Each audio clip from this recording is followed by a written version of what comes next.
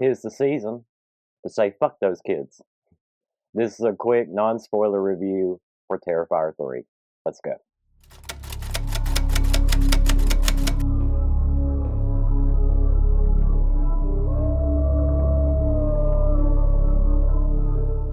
And here we are finally, the release of Terrifier 3.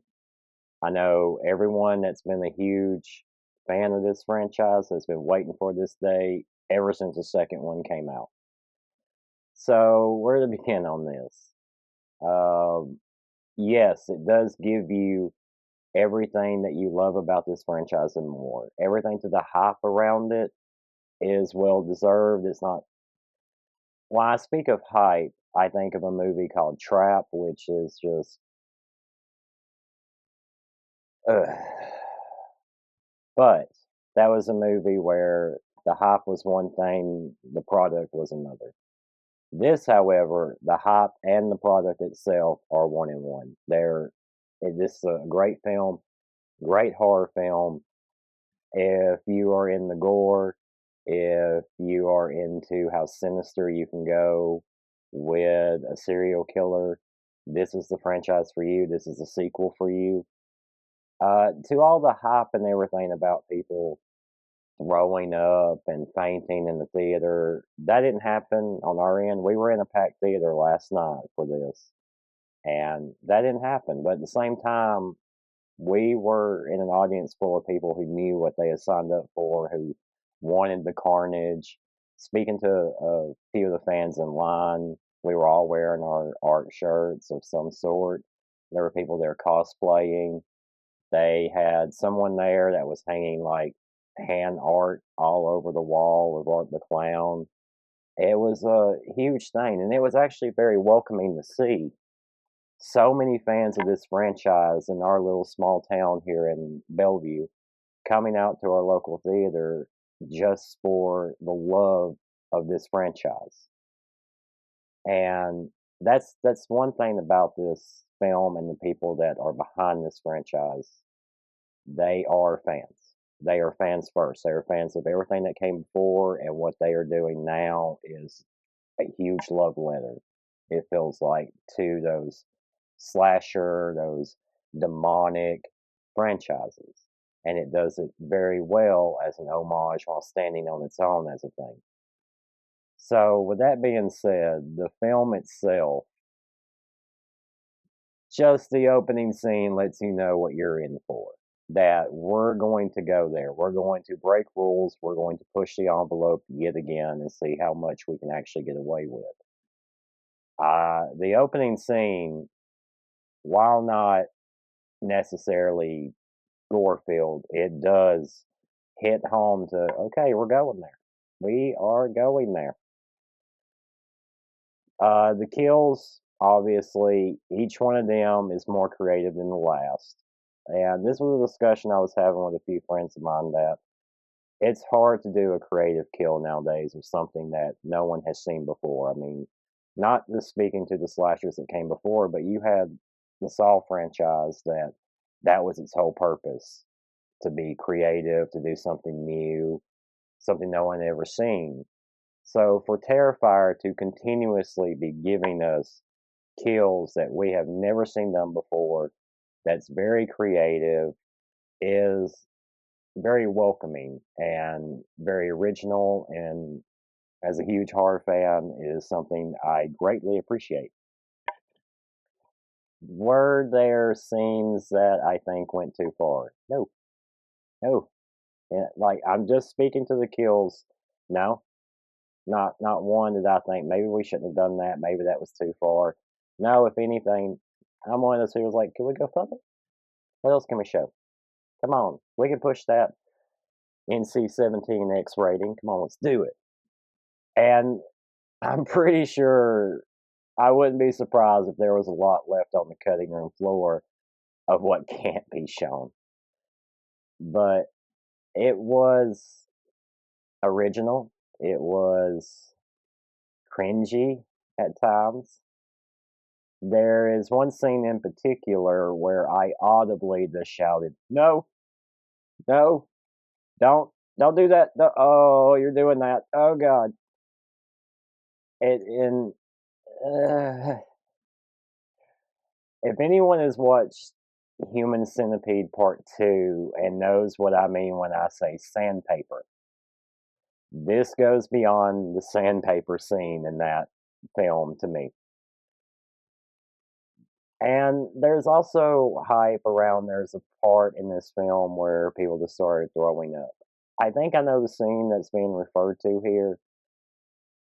Uh, Not really stomach turning, but I can understand why people would, if you're not used to this franchise or any horror gore filled franchise, might get you. But no, nothing that made me just want to close my eyes and go, oh my God, no.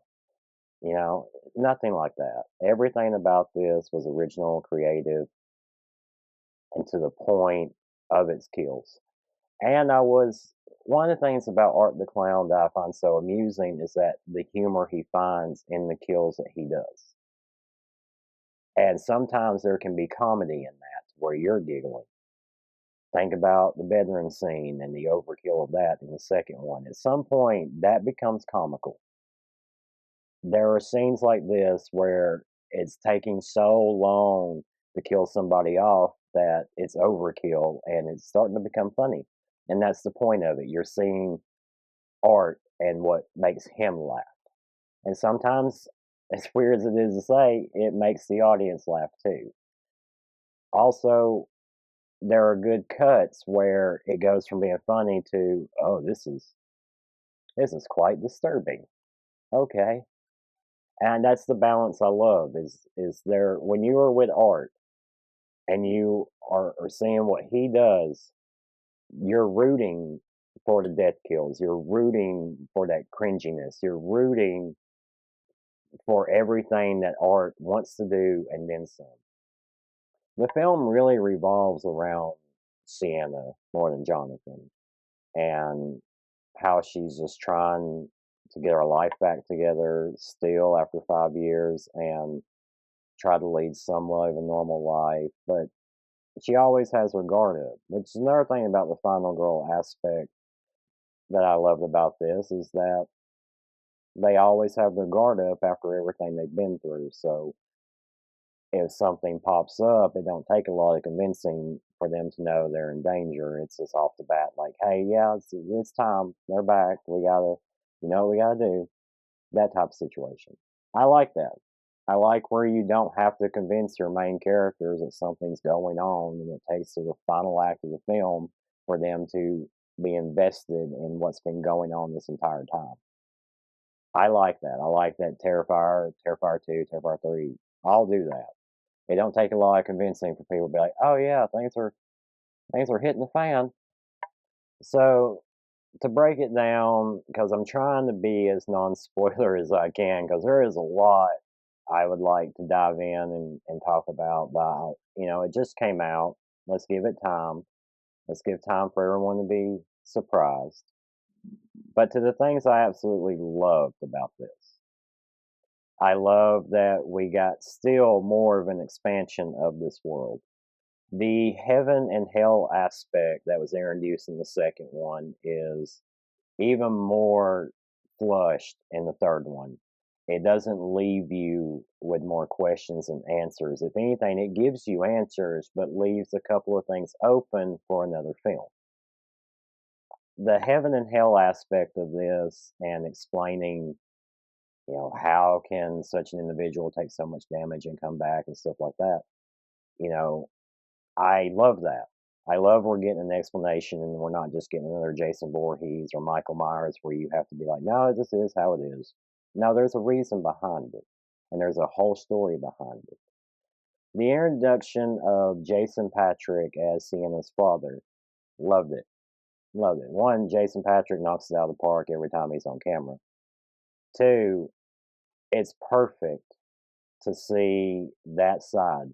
The only complaint I have is I wish we had more of it. I wish we had more time with Jason Patrick as her father. I wish we got to see a little bit more scenes of the past with them too, and what the meanings of his drawings and Sienna are. I wish we had more, and hopefully in the fourth one we'll get even more of that. But as for what was given, I loved it. It expanded upon the demonic angels and demons of it all. Uh, I loved that Veronica in this film has a huge role. Huge role. I love in the third act with her in particular. That was probably one of my favorites is her interaction with Sienna in the final act. I loved all the cameos. So many cameos in this, and none of them felt out of place. Were you like, oh hey, that's yeah, you were, but they wasn't out of place, and they didn't take you out of it, and they weren't at the wrong moments. Every single cameo in this film works. Uh, to the negative, like I already stated that I don't really enjoy how Jonathan's character was handled. But the other negative I have is in the second one, you knew you were heading into your third act. You knew it. You knew everything was building up to this, and here we are at this battle.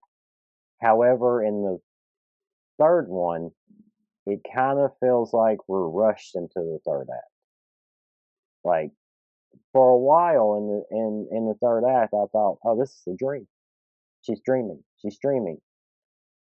And then she's not. You are in the final act. Here it is. They're facing off.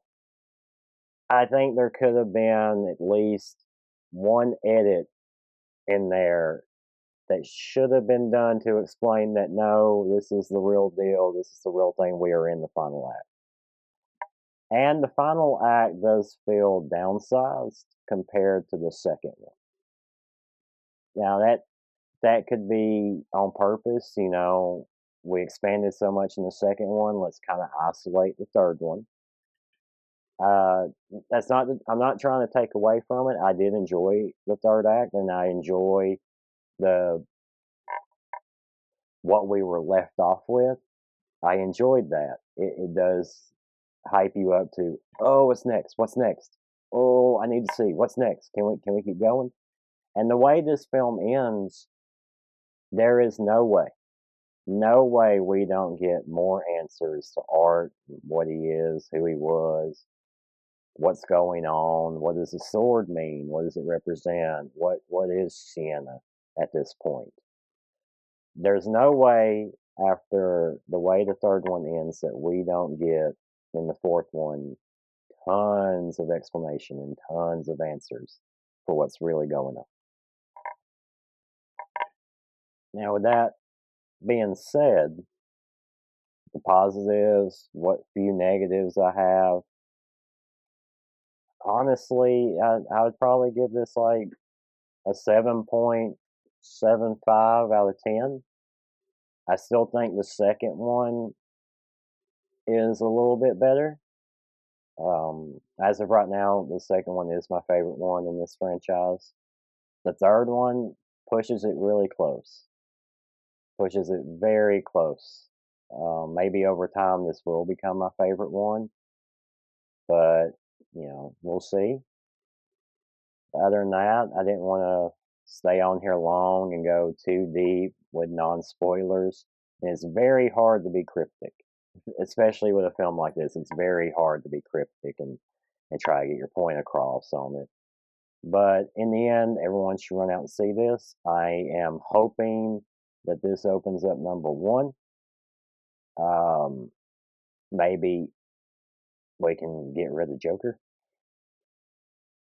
So yeah, that's all I really have to say right now until there's more openness for spoilers.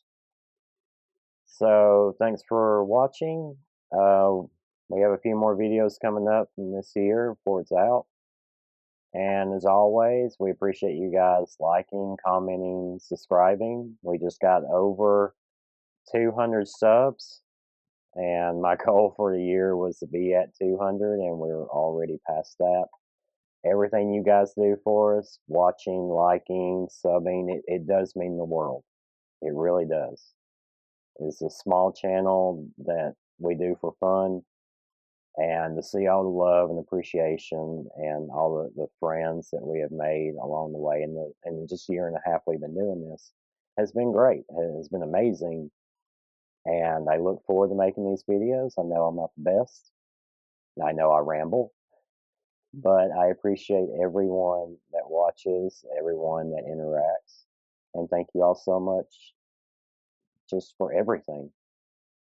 And I'll see you guys next time at Scarefest. Till then.